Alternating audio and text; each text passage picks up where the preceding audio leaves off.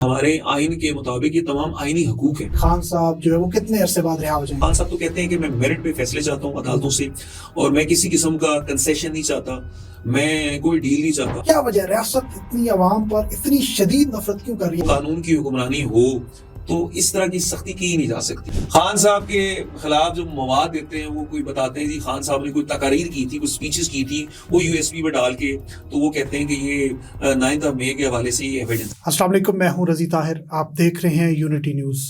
9 मई के ऐसे केसेस हैं जिस पर आलमी इदारों की भी तनकीद हो रही है, बिलखसूस वो केसेस जो फ़ौजी इदारों में चलाए जा रहे हैं, फ़ौजी अदालतों में चलाए जा रहे हैं, या सिविलियन अदालतों के अंदर ऐसे केसेस चलाए जा रहे हैं जिनके बारे में अक़वाम मुत्तहिदा हो, यूरोपीय यूनियन हो, बरतानिया, अमेरिका, इसके साथ साथ पाकिस्तान में भी इंसानी हकूक़ की तंजीमें मुसलसल तनकीद करती हैं।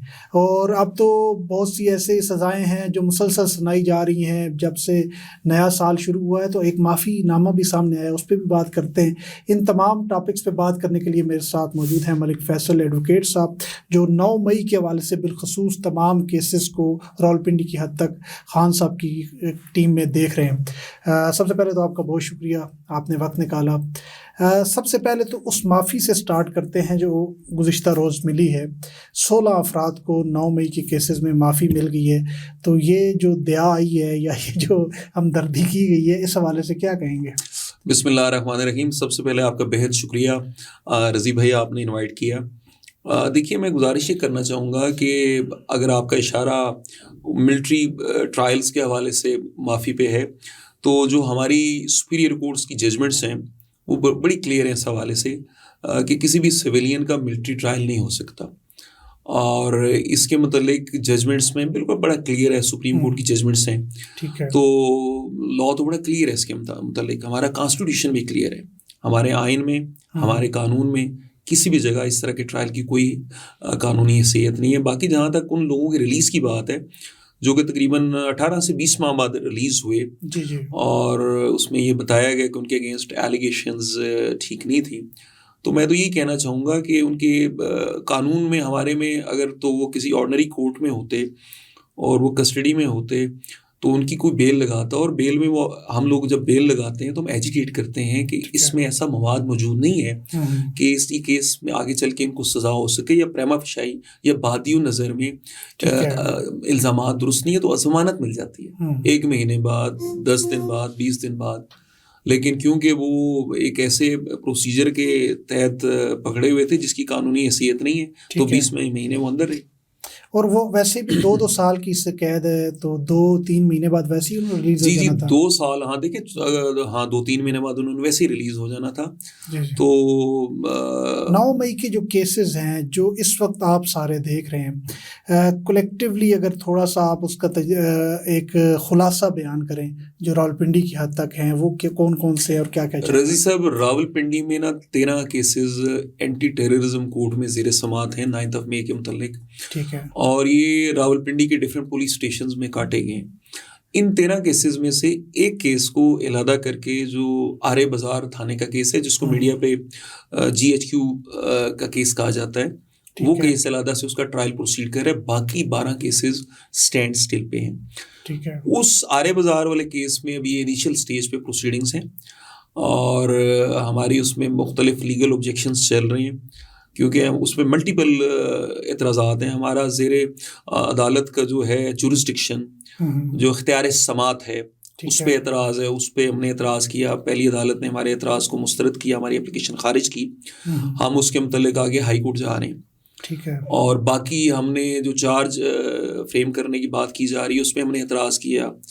मैंने एप्लीकेशन मूव की, हमारी लीगल टीम ने, हमने आर्ग्यू किया कि खान साहब का ये केस चार्ज बनता ही नहीं है, और खान साहब को डिस्चार्ज किया जाना चाहिए, इनकी उस केस से फारग किया जाना चाहिए। ठीक है। वो चल रहा है। फिर हमारा एक बुनियादी एतराज़ ये है कि जब 13 केसेस में एक तरह के इल्ज़ाम आते हैं एक ही दिन के वकूए के मुतल्लिक, तो तमाम 13 केसेस साइड बाय साइड चलने चाहिए। ठीक है। कानूनन ये नहीं हो सकता कि एक केस पहले चले और 12 केसेस पेंडिंग रखें, पहले एक केस में सजा करें या बरी करें, और फिर बाकी 12 केसेस में 1 बाय 1 केसेस चलाएं, तो ये मुमकिन नहीं है। और मैं ये भी अर्ज करता चलूँ 9 मई के मुतल्लिक एक जो अकरंस थी मियाँ वाले की, और जिसका ट्रायल सरगोदा में चला, एंटी टेररिज्म जज जो सुरगोदा थे, ठीक है। इन्हीं इल्ज़ामात कुछ और रावलपिंडी में लगाए गए हैं कॉन्स्पिरेसी के मतलब, खान साहब के मतलब, या इंस्टिगेशन के मतलब, या अबैटमेंट के मतलब, वो मुस्तरद किए जा चुके हैं, वरद किए जा चुके हैं। अच्छा, तो एक अदालत ने जब एक व्यू दे दिया है तो वो भी इन ट्रायल्स में कानूनी हर्डल्स होंगी और उसमें हम तमाम लीगल ऑप्शंस एक्सरसाइज करेंगे। ये तो एक पूरी प्रैक्टिस है ना कि आप एक केस से बरी होते हैं, दूसरे में फंसा देते हैं, फिर तीसरा। ये तो पाकिस्तान में हम पिछले 2 साल से तो बिलखसूस देख रहे हैं। तो आपको अभी भी लगता है कि कोई हिडन केसेस मौजूद है जो खान साहब पर, जो वाज़े केसेस हैं वो तो हैं, लेकिन कोई कैदी नंबर 804 पे हिडन केसेस अभी भी हैं? रजी भाई, जो केसेस खान साहब पे हैं हिडन केस, तो अभी अपरेंटली ये जिस तरह आप तोशा खाना के केसेस ले आते हैं, इस तरह का कोई इन्होंने अगर कोई चीज़ रखी हो तो मैं नहीं कह सकता। बाकी खान साहब जब भी किसी पब्लिक गैदरिंग का के लिए कॉल देते हैं कि आए जलसा करें जी या लॉन्ग मार्च करें, हमारे आइन के मुताबिक ये तमाम आइनी हकूक़ हैं। जी, ये वही आइनी हकूक़ हैं जो किसी भी दीगर सियासी जमात को हासिल है। ये आइनी हकूक़ जमात इस्लामी को भी हासिल थे। जमात इस्लामी ने लॉन्ग मार्च किया, उन्होंने धरना दिया रावलपिंडी में, क्या कोई एंटी टेररिज्म की FIR कटी? ये वही आइनी हकूक़ हैं जो हमारी तहरीक लब्बैक को हासिल है। उन्होंने लॉन्ग मार्चेस किए, क्या कोई एक भी FIR कटी? खान साहब जेल में बैठे हुए, और खान साहब जेल में बैठे हुए कहते हैं कि आइन कानून के अंदर मैं एक लॉन्ग मार्च की कॉल देता हूं तो खान साहब पे एंटी टेररिज्म का FIR कट जाती है। तो ये तो डिस्क्रिमिनेशन भी, और वैसे भी कानून कितनी FIRs होंगी कोई खान साहब के अगेंस्ट ऑलमोस्ट 250 FIRs हैं, तकरीबन 300 ट्रिपल सेंचुरी होने वाली खान साहब की। खान साहब में 20 में केसेस में कुछ में एक्विटल भी होते रहे हैं कुछ कोर्ट से। तो खान साहब ने अभी रिसेंट जो 26 नवंबर को जो पब्लिक गैदरिंग की खान साहब ने कॉल दी थी, उस पर 43 FIRs कटी हैं। अच्छा, हमारी कानून की ज़बान में एक टर्म होती है प्ली अफैलब है, कि जब जिस जगह वकूआ हुआ, जिस टाइम वकूआ हुआ, मुल्ज़म ये स्टांस लेता है कि मैं उधर मौजूद नहीं था। खान साहब तो एडमिटेडली जेल में है। हाँ, वो तो जेल में। सेकेंडली उसमें कॉन्स्पिरेसी वाली तो बात ही नहीं है, अबैटमेंट की बात नहीं है। आपके आइन में चीज़ मौजूद है, और आइन को एक अर्ज करता चलो आपकी इजाज़त से, आइन के साथ साथ हमारे एंटी टेररिज्म एक्ट में भी मौजूद है कि जो डेमोन्स्ट्रेशन होती हैं, उन डेमोन्स्ट्रेशन के मतलब जो पॉलिटिकल पार्टी करती है उसके मतलब कोई FIR नहीं कर सकती। लेकिन वो तो बहरहाल हर दफ़ा एक पलंदा हो जाता है FIR, और मुख्तलिफ थानों में की जाती हैं, और ये तो सारी एक प्रैक्टिस चल रही है।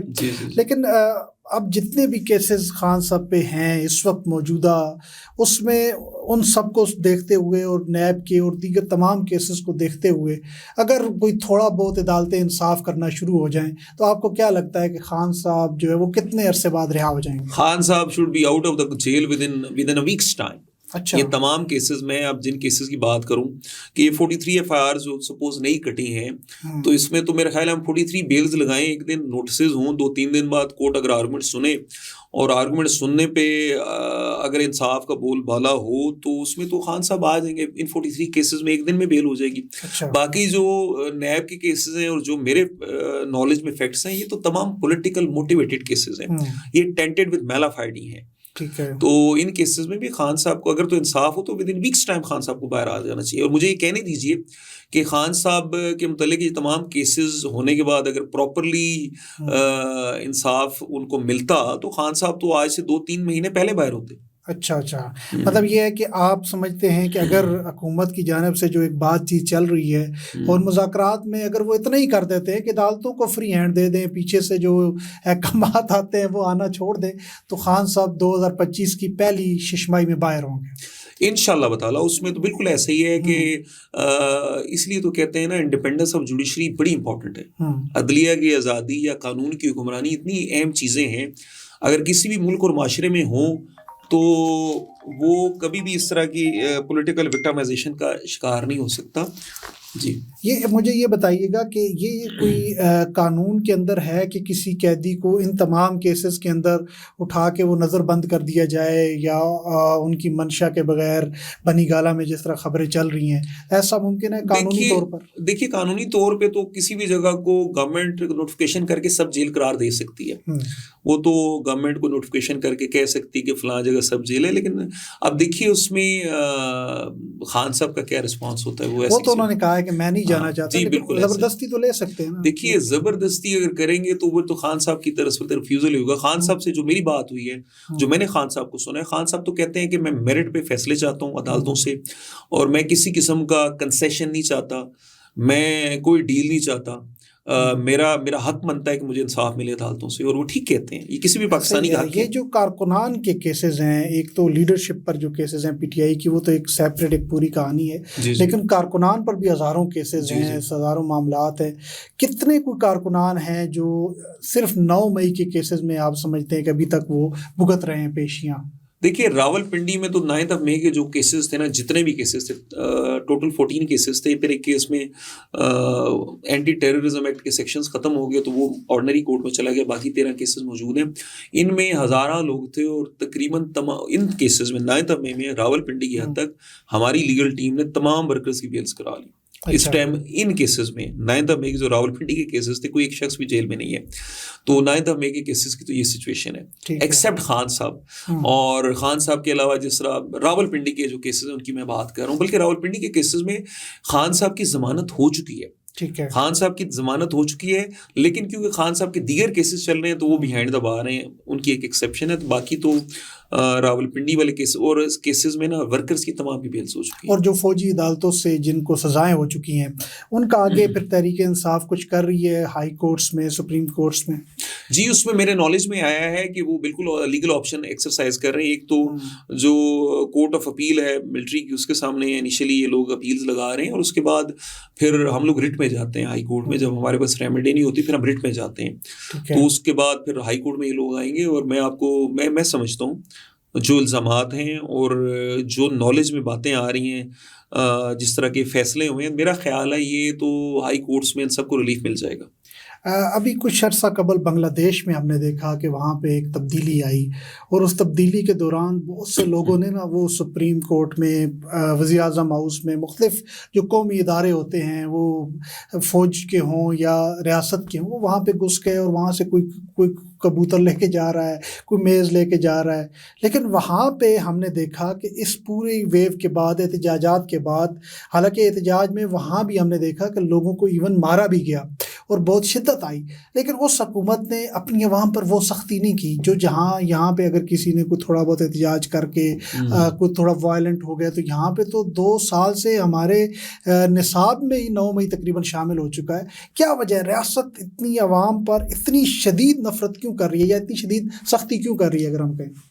देखिए, मैं ये कहना चाहूँगा कि अगर तो कानून की हुक्मरानी हो तो इस तरह की सख्ती की ही नहीं जा सकती।